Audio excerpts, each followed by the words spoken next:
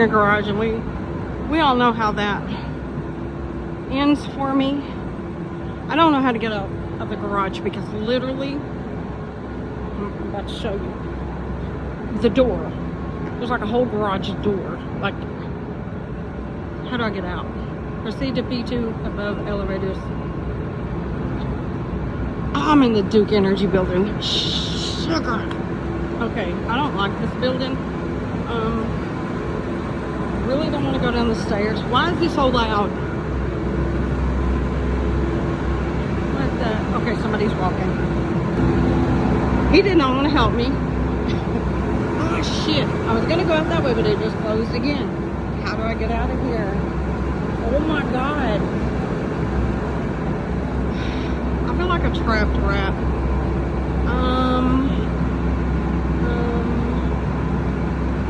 Oh my god. Proceed to P2 and above for elevator access. How do you... Oh, that says the elevator over there. How do I get over there? Okay. Is this one of those weird ones where you see over there, but when you get over there, that's not it? Oh my god.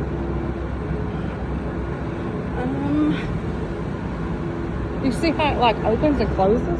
I don't like that. I feel trapped. Okay, elevator. Okay, so there's my car. Oh, he just went in and back out. He told me he had never been here before. He couldn't help me. Thank you so much, elevator.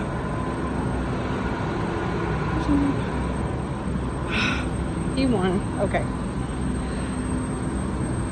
Okay, so I parked directly in front of the elevators. Is this the elevator? Okay. Oh.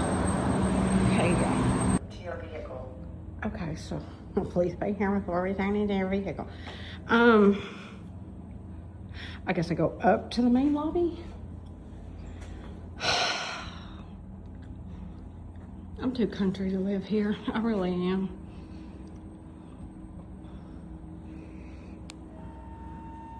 I would be the person calling him. Okay, he was nice. So he told me to go down this hallway. Beautiful. Oh, nice. This is a pretty picture. Let me take a picture. Okay, I'm outside. Oh, pretty dog. And I gotta figure out where the hotel is. I think he said go down the steps.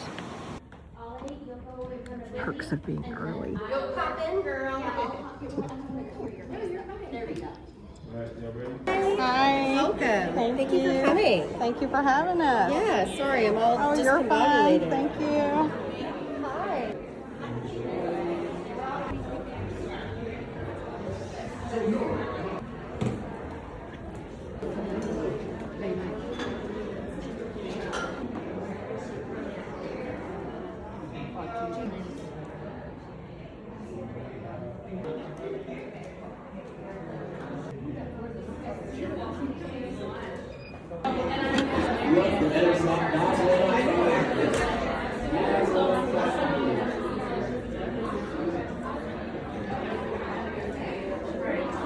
Okay, when you're ready, I'm ready.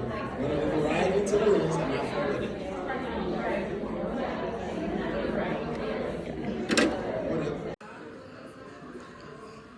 So pretty.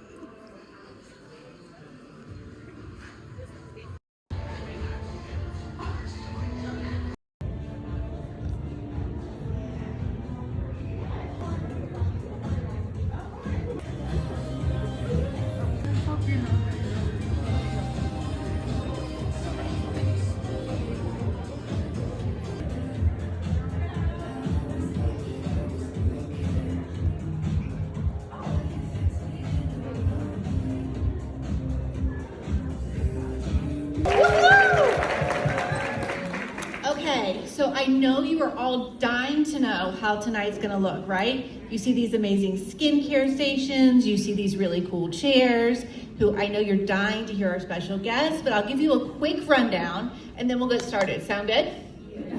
Okay, so we're gonna start the evening with a fantastic Q&A with two of our special guests. Then we will have you guys exit. We're gonna remove some of these chairs to go into some of the best part of the night and do cocktails and skincare, okay? So we'll have 4 bars set around. You get skincare samples. Think of trick-or-treating, guys, with skincare, okay? All right, we feel good? Yeah. All right, without further ado, let's introduce our global trainer all the way from London, England, Mr. Luke Henderson. He's really loving Charlotte. Oh, I'm loving Charlotte. I'm not leaving. He's This is like, my favourite city that we've been to. stop it. Stop.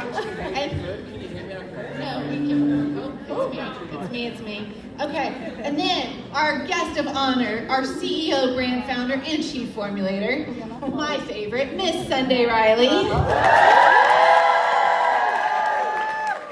So glad I didn't fall over there. I wasn't so sure.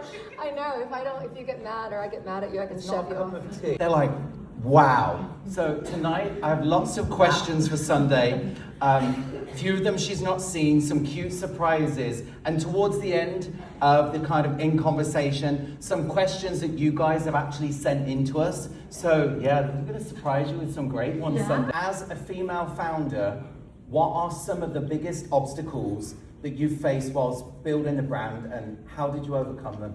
So we're starting big. Yeah, Okay. I'm like, we're going starting with a straight hard in. one. As a female founder, well, I think as any founder, or doing anything in your life, number one is that whether you're building a business, a brand, or you're building a house, or you're throwing an event, number one, it's always going to cost more than you think it's going to cost. That'd be my number one advice.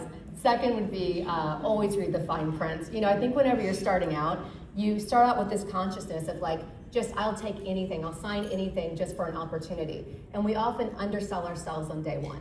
And I do think that there's merit in just taking like a hot minute and taking a breath and saying, what is the worst case scenario if something goes wrong with this contract before signing? And that is something along the way I've had to learn the hard way. But it does make a difference. But I would say those are human things. I think in regards to being female, I do think there is this thing where, we can be branded as emotional, right? And you kind of deal with that, and I deal with that, and I don't want to be seen as emotional. And so you're always trying to make sure I'm not seen as that. But in the midst of all that kind of saying someone's emotional, it's one of our biggest strengths, which is our gut instinct, right? And so I think that it's something that over time, at first when I started, I just wanted to be kind of seen as like smart and tough, and I had it all together, and like I always had it no matter what.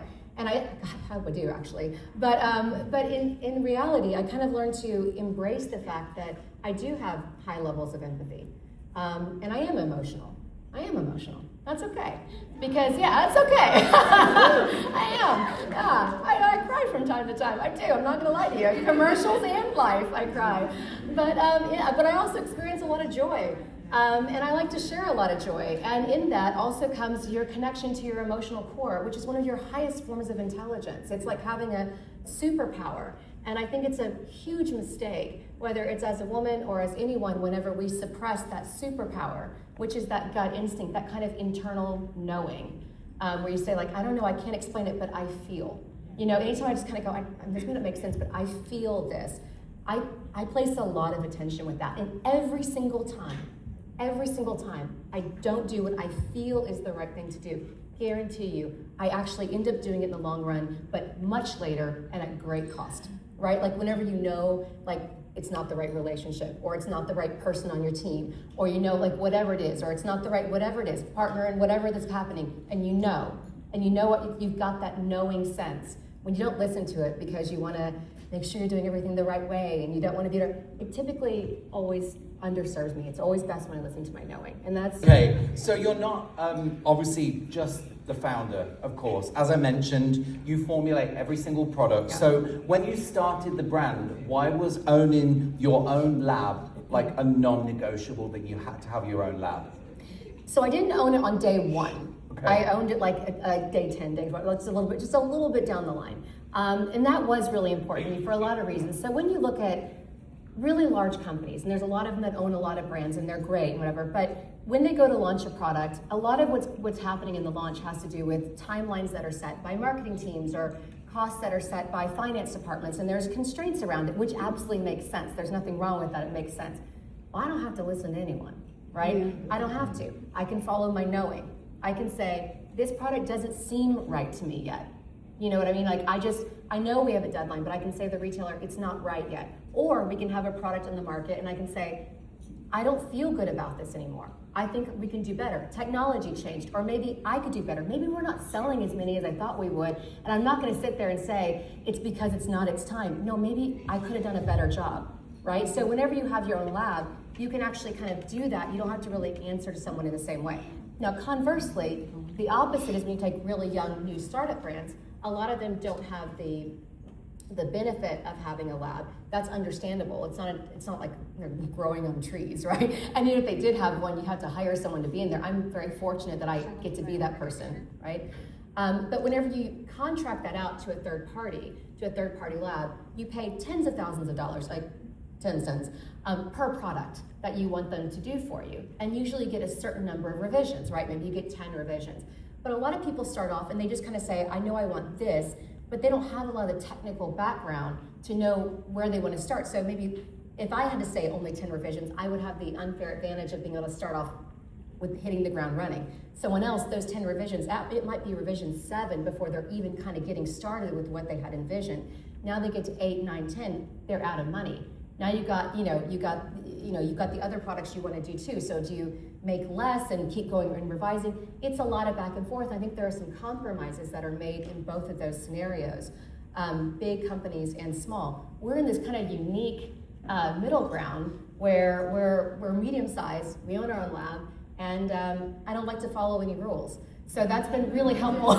If you've been following our social media, you'll have seen Sunday. And if not, you should. If not, you absolutely should. Sunday's on our social media talking about our ingredients, and a big part of our brand is ingredient transparency. So, a lot of when we educate on products, right? So we'll educate on the ingredient. And I realized one day, like after, the millionth time explaining like why lactic acid is important, or, what are the benefits of retinoids, I thought, man, I'm just kind of teaching about a category, and it could apply to anyone, right? So like I'm sitting here teaching about retinoids, and I might as well be selling throw me in CVS and I'll sell it. That's what I'm basically doing. I'm selling a category versus actually explaining why I think ours is better or why I think it's unique. And that's important. So, and that kind of goes down to ingredient transparency, because it's not just about the ingredient. It's not just about the raw material. There's a lot more behind it. So in the United States, for instance, and actually in many countries, so it's not just a US type of secret, you actually don't have to disclose so many things on the INCI list, that ingredient list. You don't have to disclose where or how it's sourced, right? So you can take the same raw material and we can talk about, lactic acid, and it can be sourced from this or it can be sourced from that. You don't have to. It could be, animal, vegetable, mineral, how we get it. I mean, maybe not with that one, but you get the idea. You don't have to disclose how something is processed, right? Because that's just part of the processing aids.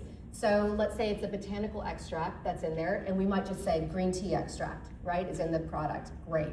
And that's what it's going to say on the label, because we can't put everything on the label. It's not like there's an encyclopedia that goes with it.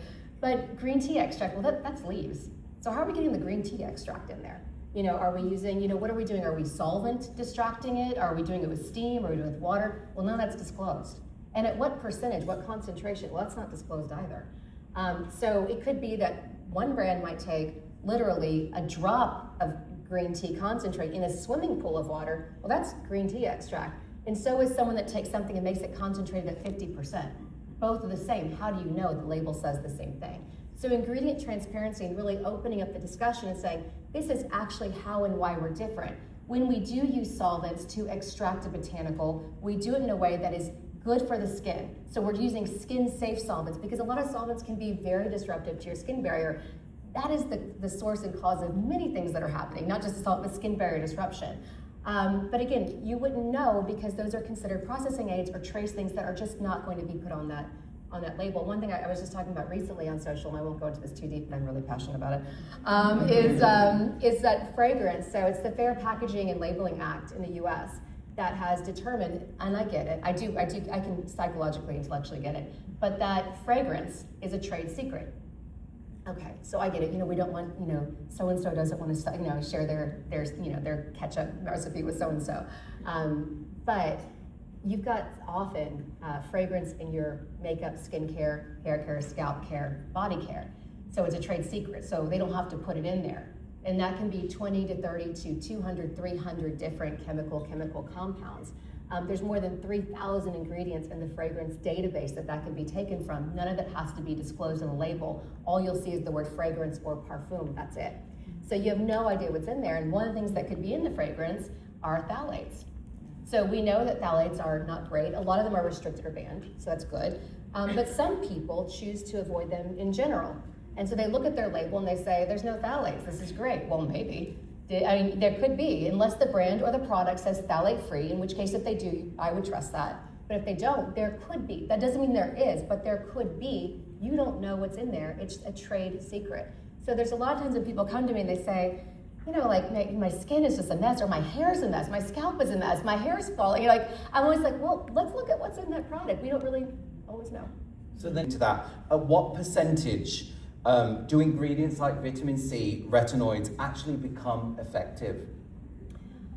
Okay, so both of those ingredients that you just mentioned I'd like just gonna say, don't think of them as an ingredient, right? As a solo ingredient. Think of them as a family. There's a lot of members in each of those families. So retinoids is a lot of different types, and depending on the type, that would depend on the recommended minimum percentage to be effective.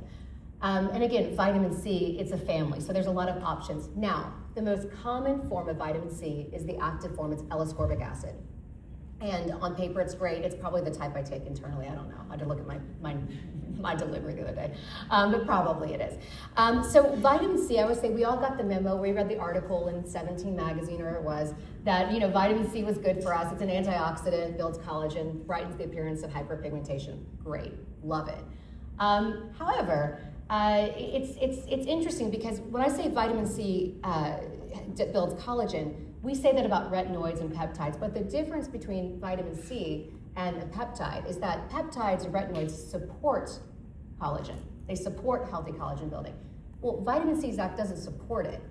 Vitamin C is part of the collagen building process, meaning without it, you aren't building it, right? But also without vitamin C, you're not building a lot of things in your life. You want to take it. Like it's an essential part of your immune system, your veins, like everything. We want to take that vitamin C. Problem, plot twist, humans have a gene mutation, which means that we actually do not produce our own vitamin C.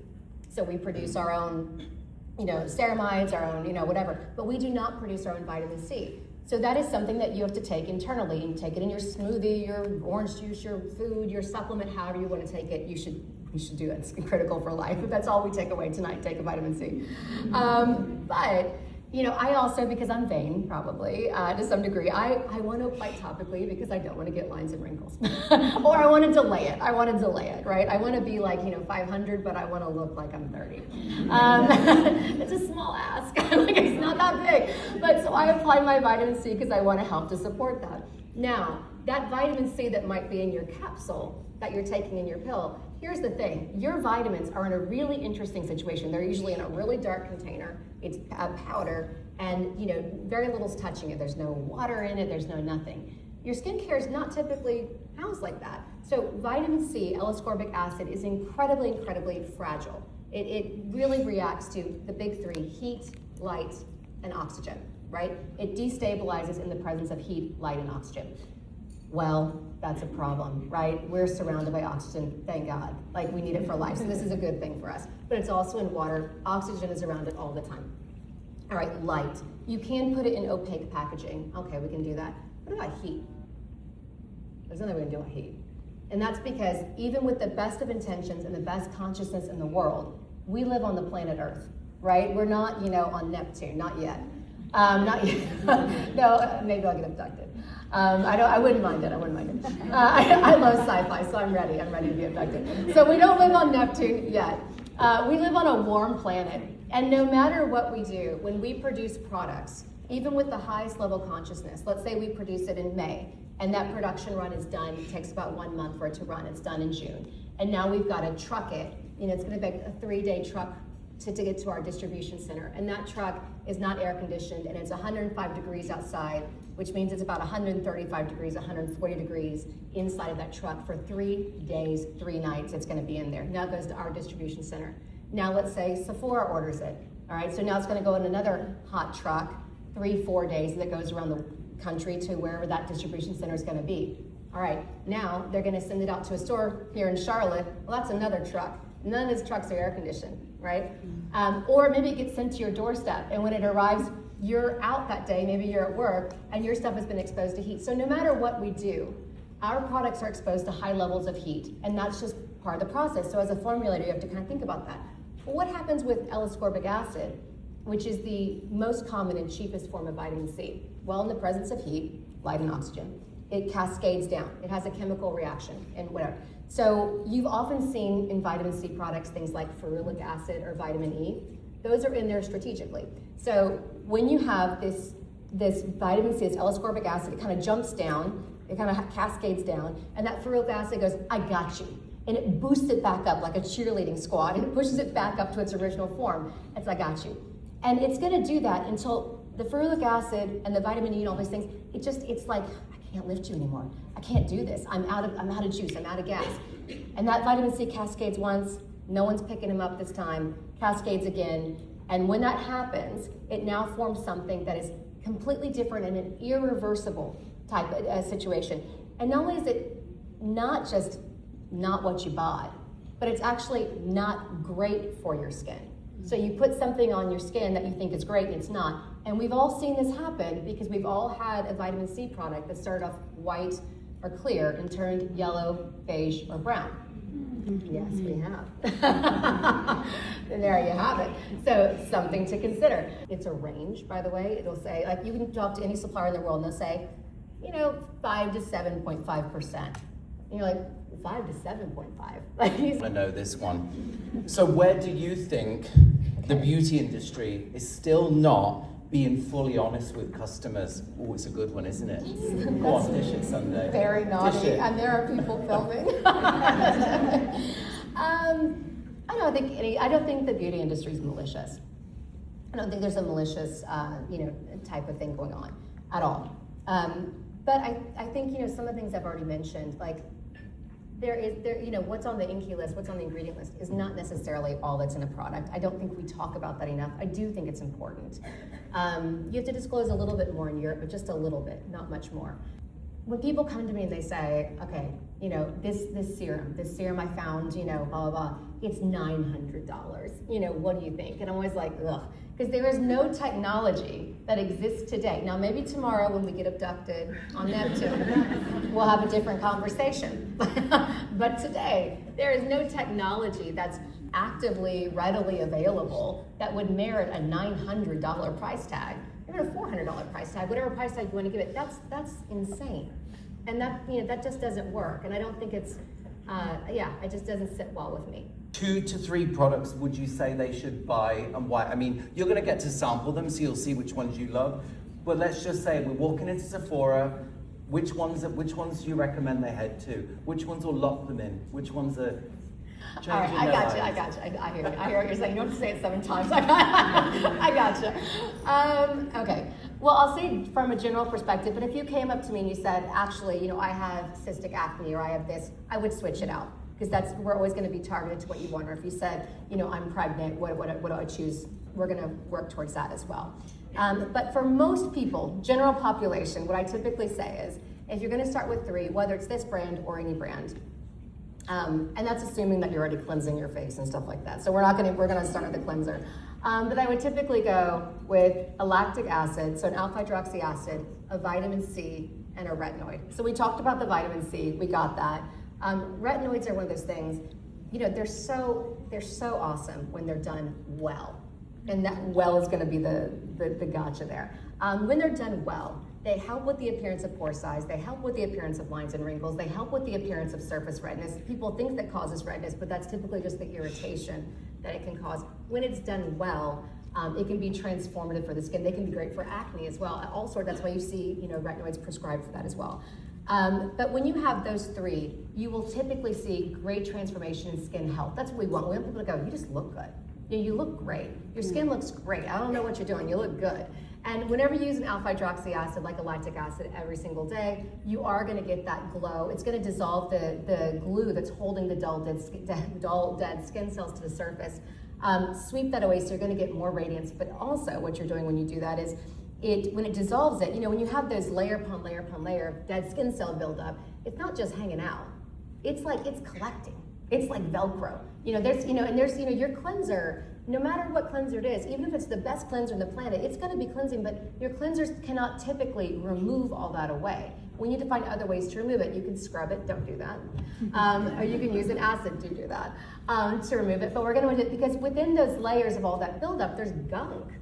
It's gross. We're going to get rid of this. There's things like sebum, makeup, sweat, but pollution as well. Pollution gathers there. It sticks like Velcro.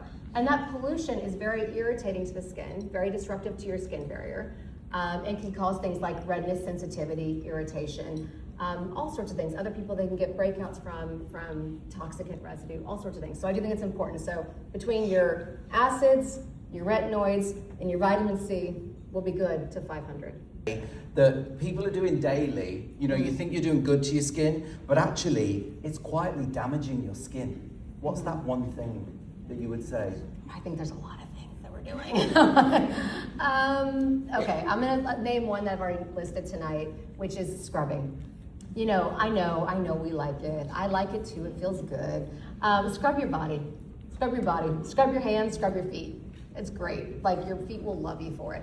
Don't scrub the Mona Lisa, right? We're gonna keep that, we're gonna try. Often ask, can you use a retinol and a vitamin C together? Oh, yeah. So that's a good one.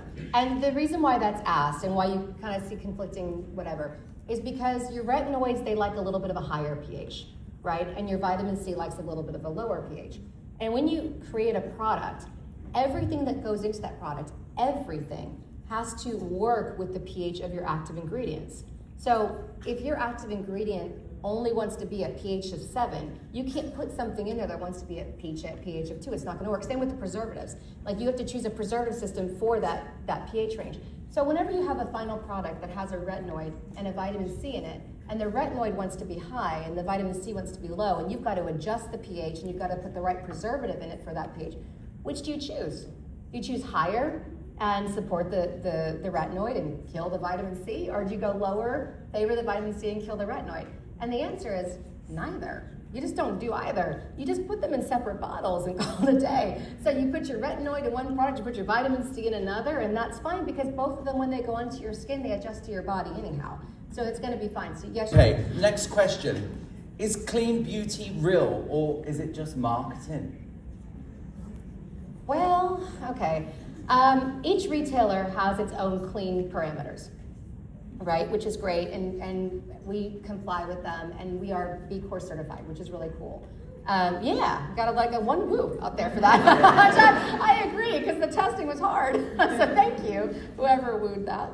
I do appreciate it. But there's a lot of stuff with it that is not factual.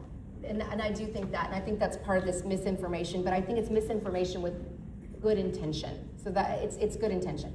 But there's a lot of apps that will say, like, this ingredient's bad, that ingredient's bad, and it's like, wait a minute. Maybe, like, who submitted that data? Who submitted it? Who verified it? When we talk about toxic, B Corp certification, you have to talk about how your products are non-toxic. Well, there's no non-toxic certification for cosmetics. We'll always ask it when you're out and about in store and at different events. Do we really need a 10-step routine, Sunday? 10 steps? Yes, you do. I'm joking. And we're done. Just kidding.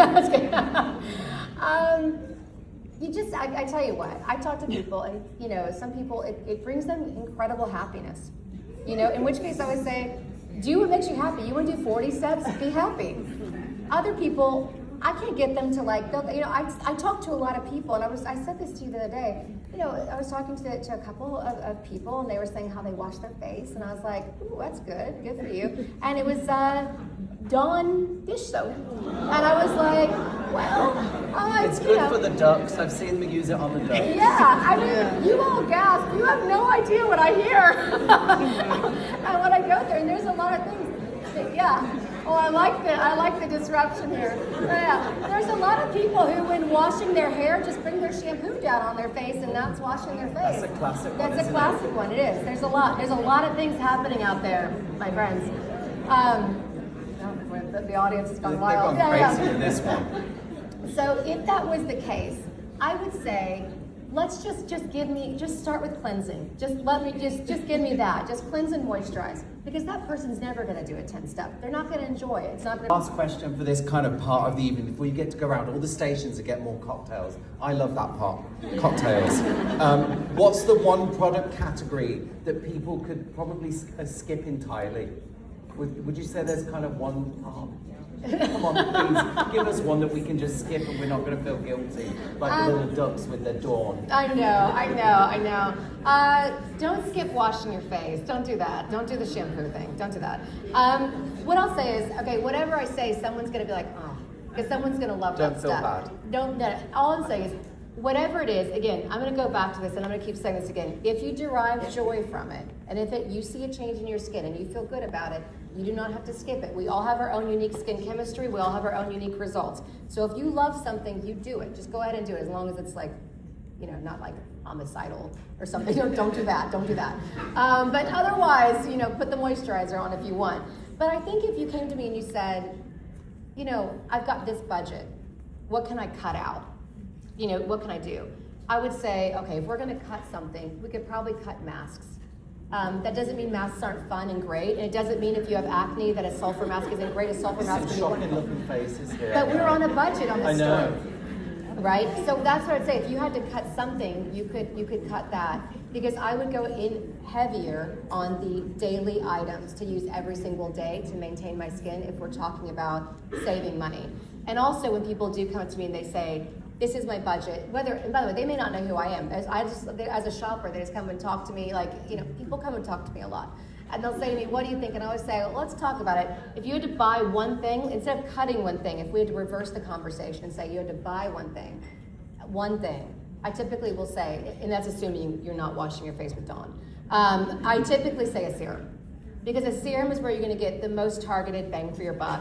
They're thinner consistency, they're going to go in easier into the skin, they're higher percentage, that's how you go. So if you're going to cut something, cut the stuff that's not going to have daily impact, and use the stuff that's going to have the highest impact. Okay, so this concludes the Q&A, but she's not leaving, so you will have your chance to ask your questions, okay?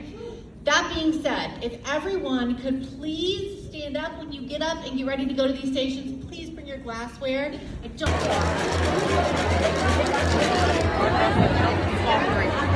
Thank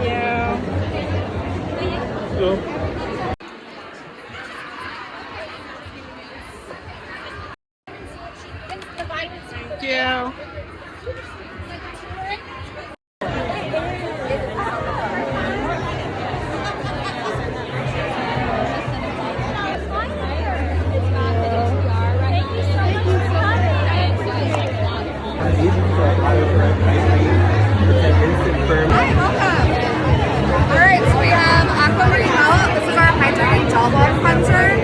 Melt your makeup off and remove impurities from your skin while locking in hydration.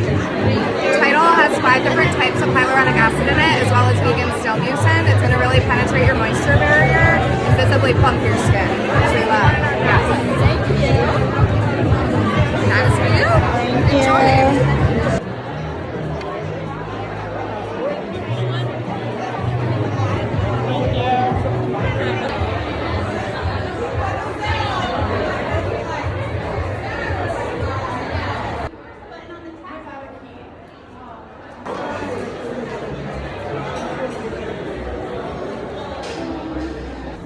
Y'all know how much I love Uptown at Night. That was such an amazing event. We got a couple of full-sized of their best sellers. And then we got to go trick-or-treating to each station and get really luxury samples of everything. So it was a really good event. Met some really good people. Ooh, I'm cold.